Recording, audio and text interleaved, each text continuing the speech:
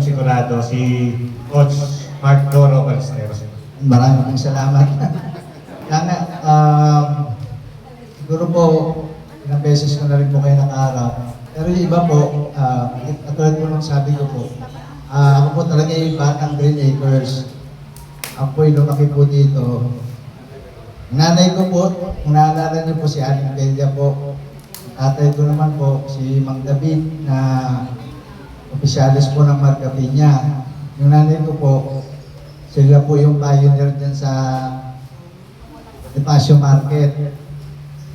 Sabi ko nga po, kung sa mga gantong pagtitipon, lalo ko pong namimiss yung magulang ko kasi po, silang dalawa po, hindi po inabot ng senior. Ang tatay ko po, 52 lang, ang nanay ko, 54 nung iniwan kami. Pero yung puso ko po, lagi po, nandito po sa Green Acres. Kasi po, naalala ko po sila, lalo si Ate Linda, si Ate Norma, si Ate, yung kasama namin sa palengke, yung kumari ko, si Nes, nandito. Yan po, yung ako po na, aking pong asawa, kaya ako po nakilala dahil po sa kay Nes po. Si Nes po, kasi yung asawa ko po, dati pong tiga-Atlas po. Pamilya Jeronimo po, yung aking pong pangasawa po. Yun po, kami po nandito, kasama ko pang si Up John, matagal ko na po siyang kilala, alam ko po yung laman ng puso niya. Minsan po, tinanong ko siya bakit pa.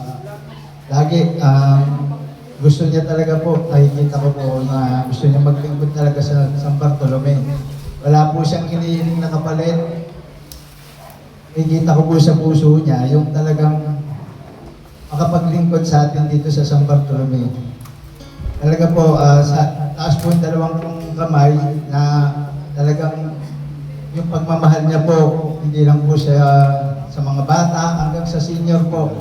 Ganun din po sila Ating Hilda po, Kagawad Hilda po. Sa mga senior naman po, nakikita ko yung talagang minsan po, talagang ilaloko nga namin siya, si Miriam Defensor Pinaglalaban niya yung karapatan ng mga senior citizen.